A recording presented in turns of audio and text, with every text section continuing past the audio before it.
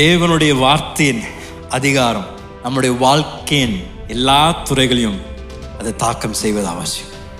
தேவனுடைய வார்த்தையில் இருக்கின்ற போதனைகள் அது நம்முடைய வாழ்வில் உள்ள எல்லா துறையும் அது தொடரணுங்க. அவனுடைய வார்த்தை சொல்லுகின்றது, எபிரேயர் 4வது அதிகாரம் 12வது வசனம், தேவனுடைய வார்த்தை குறித்து தேவனுடைய வார்த்தை என்ன சொல்லுகின்றதுன்னா, தேவனுடைய வார்த்தையானது ஜீவனும் வல்லமையும் உள்ளதாயும் இருபுறமும் கருக்குள்ள எந்த பட்டயத்திலும் கருக்கானதாயும் ஆத்துமாவையும் ஆவியையும் கணுக்களையும் ஊனையும் பிரிக்கத்தக்கதாக உருவ குத்துகிறதாயும் இருதயத்தின் நினைவுகளையும் யோசனைகளையும் வகையறுக்கிறதாயும் இருக்கிறது. தேவனுடைய வார்த்தை ஜீவன் உள்ளதா இருக்கின்றது.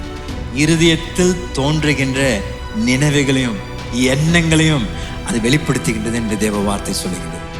இந்த தான் கோத்திரத்தா தேவனுடைய வார்த்தையின் அதிகாரத்திற்கு அவர்கள் கீழ்ப்படியாமல் அவருடைய சொந்த விருப்பத்திற்கு ஏற்ற விதத்தில் நடக்கும்படியாக அவர்கள் தெரிந்து கொண்டார்கள். நான் சொல்றேன், நாம் தேவனுடைய வார்த்தையின் அதிகாரத்திற்கு நாம் கீழ்ப்படுகின்ற ஒரு தலைமுறையாக இருப்பது அவசியம்.